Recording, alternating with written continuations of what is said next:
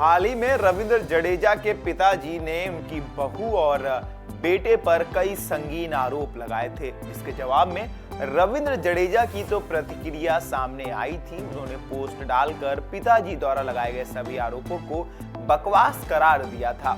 लेकिन अब रविंद्र जडेजा की वाइफ यानी कि रिवाबा जडेजा का भी इस मामले पर रिएक्शन आया है, क्योंकि सभी आरोप उनकी पत्नी पर ही लगाए गए थे और सभी आरोप रिवाबा जडेजा के ऊपर ही लगे थे।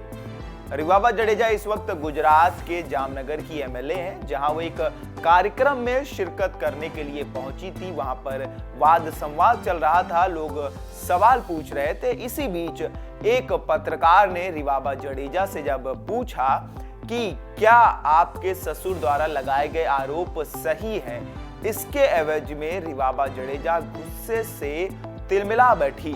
पहले तो उन्होंने घूर कर रिपोर्टर को देखा और कहा कि हम यहाँ किस लिए आए हैं। उसके बाद गुजराती भाषा में ही आगे कहा कि अगर आपको हमारी पर्सनल इंफॉर्मेशन जाननी है तो आप व्यक्तिगत तौर पर मुझसे पूछ सकते हैं। यानी कि गोल मोल अंदाज में उनकी वाइफ ने ये जवाब देने की कोशिश की और कुछ भी ना बोलकर बच निकलने की भी कोशिश की।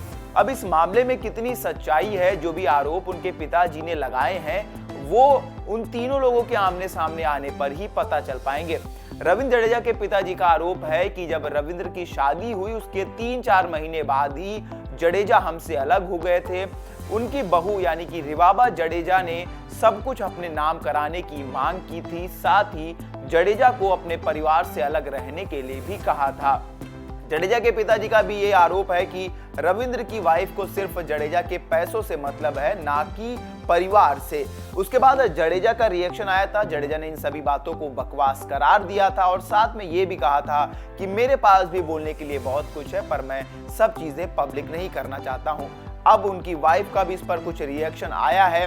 वो भी इस मामले में बोलने से कतरा रही है कि कहीं सच्चाई बाहर ना आ जाए। लेकिन असल बात क्या है वो अब तीनों लोगों के आमने सामने आने पर पता चलेगी और हम जल्द आपको भी बताएंगे कि पूरी बात क्या है। तब तक के लिए देखते रहिए वन इंडिया हिंदी।